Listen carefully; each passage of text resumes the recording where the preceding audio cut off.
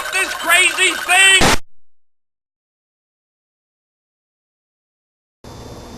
Good morning. In this videocast, what I'd like to do is review the first chapter of the textbook, for those of you who don't have it yet. Okay?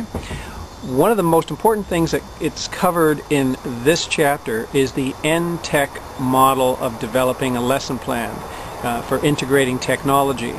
Alright? So I'm going to go through the 10 steps that are summarized very briefly in this first chapter.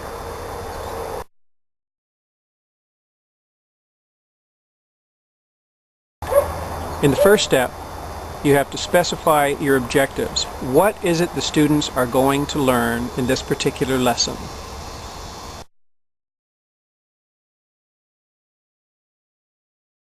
Step 2, and this makes a great deal of sense.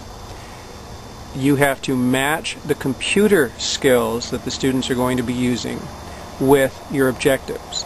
So, if one of your objectives is that the students are going to analyze the numbers that they create, the data, you might match that particular skill set up with the software Excel or some other spreadsheet software.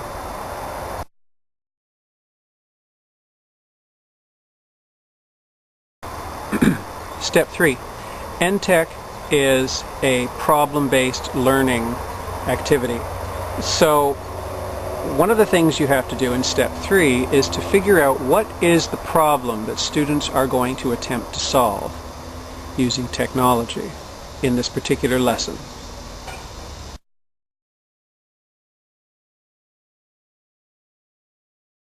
In step 4, you'll develop some sort of data manipulation activity so that the students will be able to dive into the problem and manipulate the data. It's not just numerical data, but it could also be the result of research that they've done, the data that they've discovered through their research.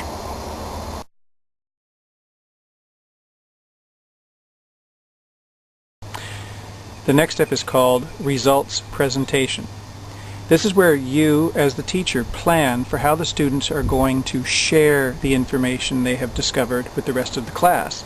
This could be in the form of a web page, a presentation, like a PowerPoint presentation, or a book of some sort, a poster, something that you decide and deem is appropriate.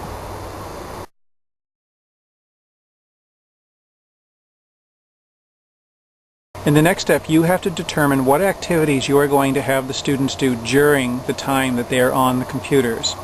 Will they be using a piece of software? Will they be doing a web quest? Will they be on the internet doing free research? Will they be working through a simulation? That's the sort of thing we need to know from you.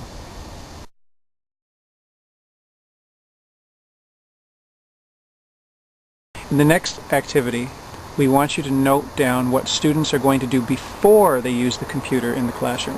Will they be doing brainstorming activities, taking notes, doing a little library research first, discussing things with their peers in the classroom, or listening to you inspire them beforehand?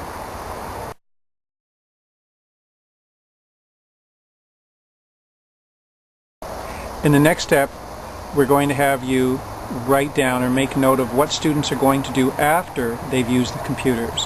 Are they going to talk with each other in small groups as they're parts of their teams? Are they going to share the information orally with you? Are they going to write things down, type things out? What is it that they're going to do after the computer experience? This is important because a lot of times teachers don't really keep that in mind. They make some plans for going into the lab, they go onto the computers, and they don't really think about what happens in the immediate moments after the students have been on the computers, when the information is fresh in their mind and they're anxious to share.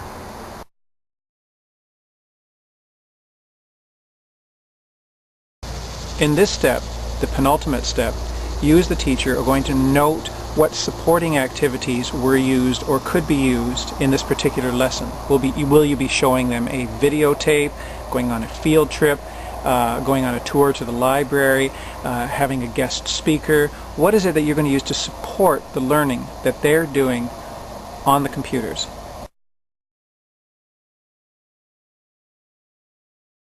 And then the last step, of course, is assessment. How are you going to assess what they have learned? Will you be evaluating their presentation of results to indicate the depth of learning? Will you be giving them a pencil and paper test, pre and post test? Will you be giving them some other activity to evaluate them? Now, assessment takes many, many forms, well beyond tests and examinations. How creative are you going to be in using assessment in this situation? And that basically sums up the chapter. Subsequent chapters go into much greater depth, of course. More about those later, and more about the assignments that you're going to be doing for this class. Thanks for joining me out here on the deck on a beautiful Saturday morning.